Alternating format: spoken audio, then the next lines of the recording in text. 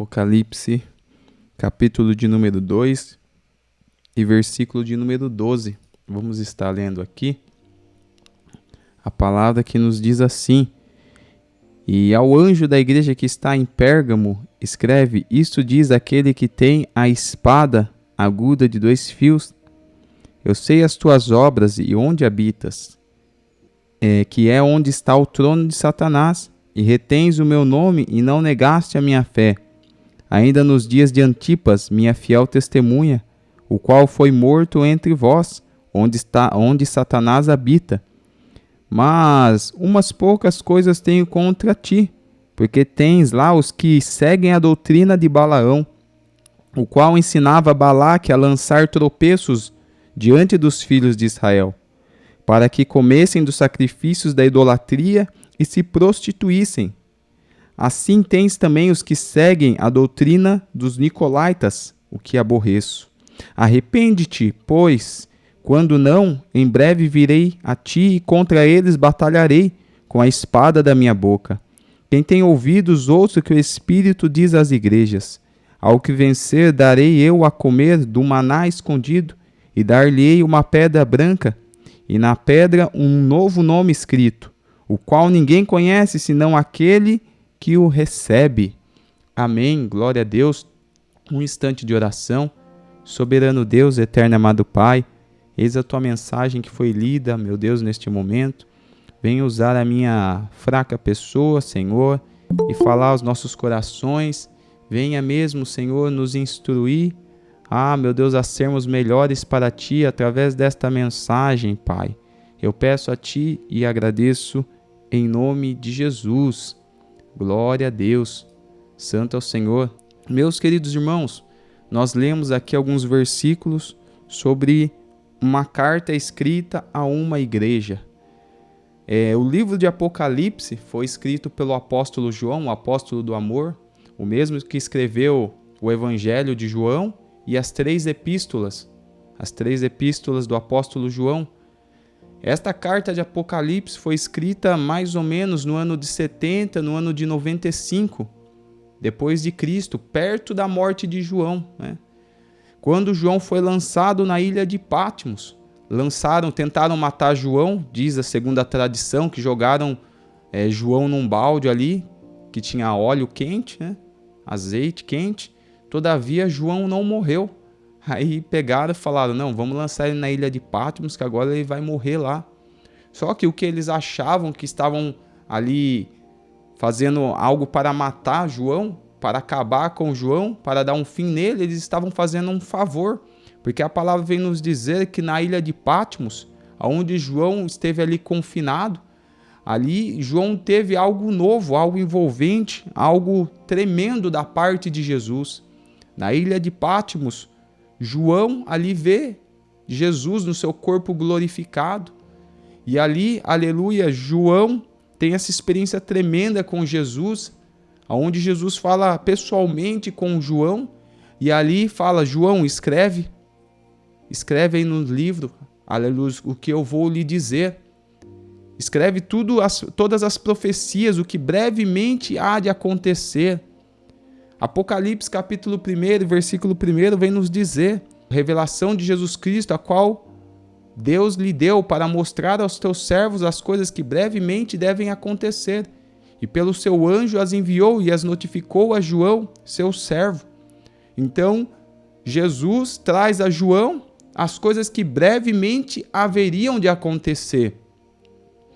Coisas que, aleluia, antecederiam o fim dos tempos e coisas que viriam ali, que seriam ali posteriormente ao fim de todas as coisas, ou seja, coisas que viriam antes da grande tribulação, coisas depois da grande tribulação e o fim de tudo, aonde que a igreja de Cristo estará e aonde aqueles que rejeitaram a palavra de Deus estarão. Tudo isso Jesus trouxe para João. E é algo, meus irmãos, tão interessante, né, que revelação do grego significa apocalipsis, que significa desvendar, descobrir. Ou seja, é como se fosse um objeto que estivesse escondido com um pano e isso fosse tirado, este pano fosse revelado. Jesus Cristo trouxe a sua revelação, O Apocalipse, Apocalipsis, que significa revelação, trouxe a revelação para a sua igreja. E nós não temos que temer o livro de Apocalipse, porque o livro de Apocalipse, já no início dele, ele já vem com bênçãos para nós. Apocalipse capítulo 1 e versículo 3. Bem-aventurado, ou seja, muito feliz, aquele que lê, ouve as palavras dessa profecia e guardam as coisas que nela estão escritas, porque o tempo está próximo. Então, para nós, a Igreja de Cristo, o livro de Apocalipse não deve ser um livro para nós temermos, não deve ser um livro para nós falarmos, deste livro eu quero distância. Não, porque Jesus mesmo disse aqui na palavra, bem-aventurado aqueles que leem, aqueles que ouvem e aqueles que, aleluias, guardam estas palavras. Este que ouve, este que lê, este que guarda, este é bem-aventurado. Então, quando nós lemos esta palavra e guardamos em nosso ser, nós somos bem-aventurados. Jesus, ele disse certa vez, Pai, eu graças te dou que ocultaste estas coisas aos sábios e a revelaste aos pequenininhos.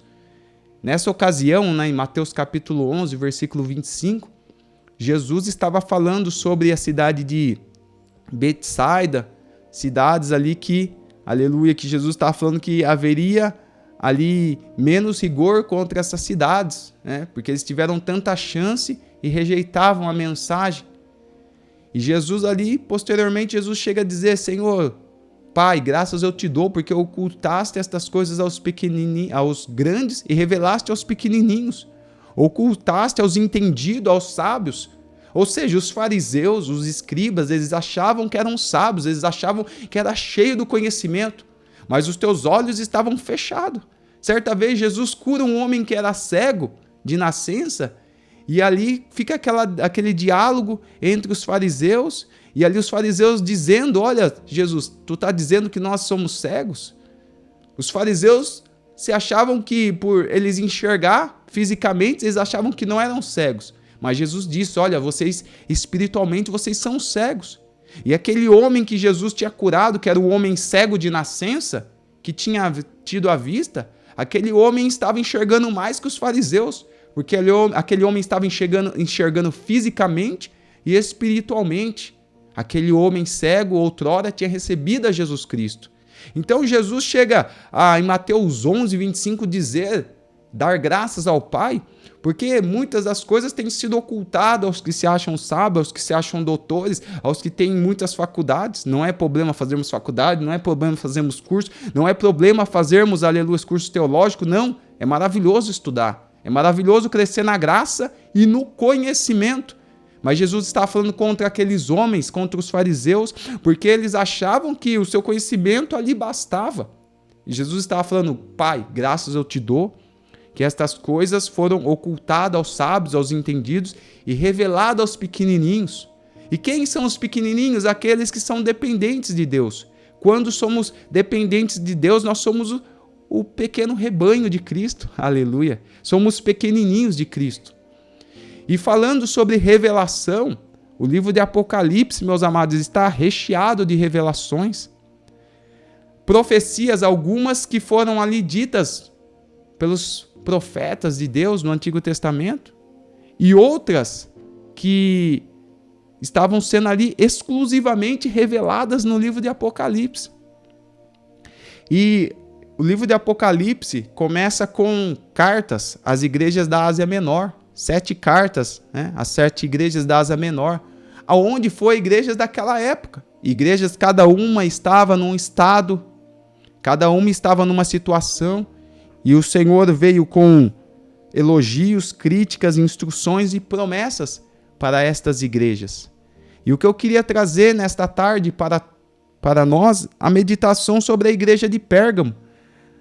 Segundo o estudo, o estudo vem nos dizer que a igreja de Pérgamo era uma cidade ali que ficava às margens de Cairo e distante a 30 quilômetros do mar Egeu.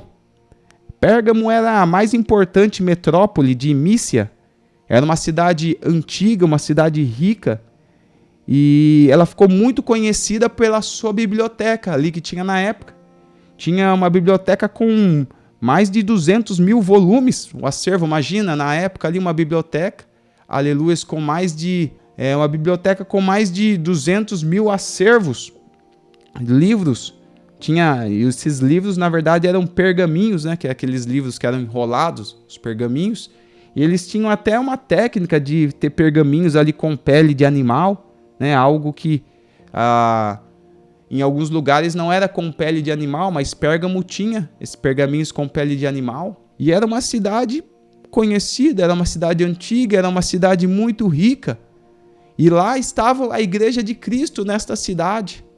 Só que a palavra vem nos mostrar que Jesus escreveu uma carta para esta igreja porque era uma igreja, amados, que esta igreja tinha se deixado levar pelas doutrinas hereges, pelas heresias, uma igreja que tinha se deixado levar, aleluias, deixado as heresias, deixado a idolatria, deixado o pecado entrar na igreja.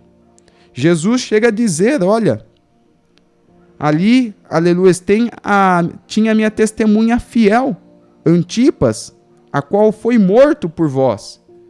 Então, o que aconteceu com esta igreja, meus irmãos? Foi uma igreja que haviam aqueles que tinham doutrinas de Balaão, que foram entrando nesta igreja. O anjo da igreja não percebeu, foi deixando, talvez percebeu e foi deixando. Daqui a pouco havia aqueles discípulos dos Nicolaítas, que também foi entrando. E para entendermos um pouquinho, quando diz aqui doutrina de Balaão, o que Balaão fez na época? Balaão, na época ali do povo de Deus, Balaão foi comprado por Balaque. Balaque disse, olha, Balaão, amaldiçoa o povo de Deus, porque só ali amaldiçoando o povo de Deus para a gente vencer, porque este povo é imbatível, o Deus deles é muito forte. Então eu peço a ti, Balaão, eu pago quanto de dinheiro que você quiser, mas amaldiçoa o povo de Deus. Balaão cresceu os olhos e ali foi falar com Deus, Senhor, eu posso amaldiçoar o teu povo? Aí Deus falou com Balaão, mas Balaão, de maneira alguma, como vai amaldiçoar o que eu abençoei? Como você vai amaldiçoar o meu povo? E ali Balaão insiste com Deus. E ali Deus falando não, a palavra até nos mostra que certa vez Deus fala, vai Balaão. E Balaão, num certo caminho na jumenta, havia o anjo ali que estava com a espada desembainhada para matar Balaão. Balaão não via com seus olhos, mas a jumenta via. Um animalzinho estava enxergando mais do que Balaão. E a jumenta vai para cá, vai para lá, e Balaão batendo na jumenta, até que a jumenta abre a boca e diz, olha, nunca fiz mal para ti, por que tu me bate assim? Aí os olhos de Balaão é aberto e Balaão vê o anjo, ali que estava pronto para matar ele. Só que não para por aí. Balaão, meus irmãos, ele cria uma estratégia. Como ele não pode amaldiçoar o povo de Deus, ele vai a Balaque e diz, ó Balaque, manda ali as mulheres ir lá e festejar junto com o povo de Deus, beber ali, adorar aos seus deuses. Aí eles vão pecar contra Deus e a presença de Deus vai sair do meio deles. E assim, dessa maneira, o povo de Deus pecou de uma forma terrível e desagradou a Deus. E a palavra aqui em Apocalipse, quando fala da doutrina de Balaão, é o quê? Pessoas que ensinam o caminho errado. Pessoas que nos ensinam o errado para desagradarmos a Deus. Este povo tinha se corrompido, tinha se inclinado para a idolatria. E nós temos que, aleluias, como servos de Deus, nós temos que lutar a cada dia, porque o pecado, meus irmãos, nós temos visto, nós não somos cegos, o pecado tem crescido de uma forma tão grande no mundo como um todo, mas nós temos que lutar, aleluia, para a santidade permanecer em nosso meio, em nossas igrejas. Porque, aleluia, o que aconteceu aqui em Pérgamo? Foi entrando aqueles lá que tinham a doutrina de Balaão, ou seja, as heresias, que adoravam outros deuses, que andavam junto com o mundo, que não tinham discernimento do que era o certo e o errado. Tudo é Deus, Deus está em todo lugar, Deus se agrada de tudo, Deus é bonzinho. E ali foi entrando. E o povo de Deus não brecou aquilo, não parou. Daqui a pouco veio os discípulos, aleluia, dos Nicolaítas. ali com as suas heresias, com as suas imoralidades. Aí quando o pastor, quando o anjo, quando os fiéis se deram conta, já tinha dominado a igreja. Se começou ali com 5%, os falsos profetas, e 95% o povo de Deus, já tinha mudado. Já era 90% os hereges, os falsos profetas, os discípulos de Balaão, os discípulos de Nicolaita, e era 5% do povo de Deus. Aí Antipas, a palavra vem nos mostrar, Antipas, a fiel testemunha, tentou lutar, só que ele morreu. Eu venho dizer para ti, meus irmãos, independente do que acontecer conosco, nem que for para nós irmos até a morte, é uma palavra forte, mas nós temos que perseverar até o fim, nós temos que zelar da palavra do Senhor, do que o Senhor, aleluia, trouxe a cada um de nós temos que lutar, porque o nosso Deus é um Deus zeloso, diz a palavra de Deus, e nós temos que lutar, porque disso o Senhor se agrada. O Senhor se agradou de Davi, porque Davi, além de confiar em Deus, de ser fiel, era uma pessoa que tinha zelo pelas coisas de Deus. Quando estavam os irmãos de Davi, todo bambambam lá, na casa ali, tudo ali, junto com o profeta Samuel, junto com seu pai Jessé, estava ali descansando. Aonde estava Davi? Lá cuidando das coisas do pai. Alabriacé. Estava lá Davi, lá no campo, cuidando das coisas do pai. Ei, às vezes as pessoas não veem o que você tem feito. Às vezes as pessoas não veem o teu zelo pelas coisas de Deus. Tem pessoas que não têm compromisso com Deus. Tem pessoas que não estão nem aí. Quando se fala de qualquer outra coisa, a não ser a obra de Deus, as pessoas vão. Agora, quando é qualquer coisa que envolve a coisa de Deus, a outra hora eu faço. Se der tempo eu faço. Logicamente nós temos nossos afazeres, mas entendo o que o Senhor está dizendo. Tem pessoas que colocam Deus em último lugar, sempre. Mas Deus, amados, Ele contempla os Davis, que estão lá apacentando a ovelha do Pai, que estão cuidando das coisas do Pai, e que ninguém está vendo. Mas Deus está vendo. Deus está vendo. Esta igreja, Jesus elogiou, que era uma igreja que mantinha a sua fé em Cristo. Era uma igreja que mantinha a sua fé em Cristo. Mas Jesus criticou. Olha, é interessante que Jesus, independente ali de tudo que tinha os problemas na igreja, mas Jesus, o que tiver que elogiar, ele vai elogiar, porque ele é um Deus justo. Então Jesus elogiou que era uma igreja que mantinha a sua fé em Cristo. Olha, eu sei das tuas obras, de onde habita, que onde é o trono de Satanás. Olha a igreja, o que tinha se tornado. O trono de Satanás. Eu sei as tuas obras, e que retens o meu nome, que não negaste a minha fé. Então Jesus elogiou aquela igreja, os fiéis, logicamente, os que estavam ali na igreja que eram fiéis. Jesus disse, elogiou porque eles mantinham a fé, mas criticou que eles toleraram a imoralidade, a idolatria e as heresias. Acabaram deixando entrar, aí perdeu o controle. E Jesus veio no capítulo 2, no versículo 16, com uma instrução. Olha, eu vou vir com uma instrução para ti. Arrepende-te, pois, quando não em breve eu virei a ti, e contra eles batalharei com a espada da minha boca. Então Jesus estava dizendo, o momento é esse de arrepender, porque eu vou vir aí. Eu vou vir aí com a espada da minha boca, eu vou batalhar.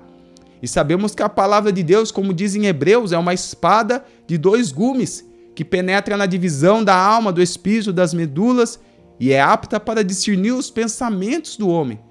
É uma espada da mais aguda que tem. Imagina uma espada aguda que consegue penetrar na divisão da alma e do espírito. Esta é a espada, a palavra do Senhor. E Jesus veio com essa instrução, arrepende-te. Só que Jesus, ele vem com completo, como diz, é um Deus justo, e ele veio com promessas também. O versículo 17 vem nos dizer, ao que vencer eu darei de comer do maná escondido, e dar-lhe-ei uma pedra branca, e na pedra um novo nome escrito, o qual ninguém conhece, senão aquele que o recebe. Então é promessa para o Senhor, para a igreja, aquele que vencer. E como a igreja de Pérgamo, isso também vem para os nossos dias atuais, que os dias estão se findando, o pecado está se avançando, e outrora eu me recordo, meus irmãos, quando eu vim para a igreja há 5 anos atrás, mais ou menos, 6 anos, de 5, 6 anos atrás para hoje, o evangelho no Brasil, o quão mudou? Mudou muito. Mas nós temos que perseverar. Ah, mudou o quê, irmão? Eu tenho todos os pontos. No falar, aleluia, o cristão que falava às vezes diferente, hoje já fala com gíria, já fala palavrão. O cristão que vestia diferente, hoje veste igual ao mundo. O cristão que tinha uma forma diferente, hoje mente, hoje passa o outro para trás. O cristão que adorava na casa de Deus, que dava o máximo de si, hoje, às vezes, vai por ir. Então tem mudado muito. E o pior que nós temos que não podemos deixar é que as heresias, que a imoralidade, que tais coisas venham entrar na igreja. Eu louvo ao Senhor, meus irmãos, por cada um que tem perseverado. Eu louvo ao Senhor por cada um que tem zelado da palavra. Eu sei que não é fácil na caminhada, estamos todos caminhando, e o Senhor vem trazer para nós todas as 7 igrejas da Ásia Menor, que foi escrita a carta, uma para cada uma, traz ensinos ricos para nós nos tempos atuais, em pleno século XXI, traz ensinos ricos, que quando nós contemplamos o mal, nós temos que lutar, nós temos que orar, temos que pedir ao Senhor a direção, temos que perseverar e não podemos deixar simplesmente fechar os olhos e deixar acontecer, porque estas coisas acabam tomando uma proporção que daí nós não conseguimos mais reter. E vamos colocar daí vamos tentar repreender depois, vamos tentar agir depois. Acontece que nem Antipas, que foi tentar ali fazer alguma coisa e morreu. Mas Antipas não fez em vão. Antipas, ele morreu, mas foi testificado. Jesus teve prazer de testificar. Minha testemunha fiel. Oh, que ela abre a sévia. Jesus teve o prazer de falar, ó, João, escreve nessa carta aqui, ó. Minha testemunha fiel, Antipas. Morreu, mas morreu tentando mudar a situação. Morreu tentando ali zelar da minha palavra, tentando fazer ali as pessoas se arrependerem das suas vidas errôneas. É um exemplo maravilhoso que fica para nós, meus irmãos. Uma igreja que tinha, uma cidade que tinha muitos livros, uma biblioteca cheia de livros, mas carecia da palavra de Deus. Oh, aleluia, santo é o Senhor. Fica para os irmãos esta palavra da igreja de Pérgamo, para nós perseverarmos em nome de Jesus.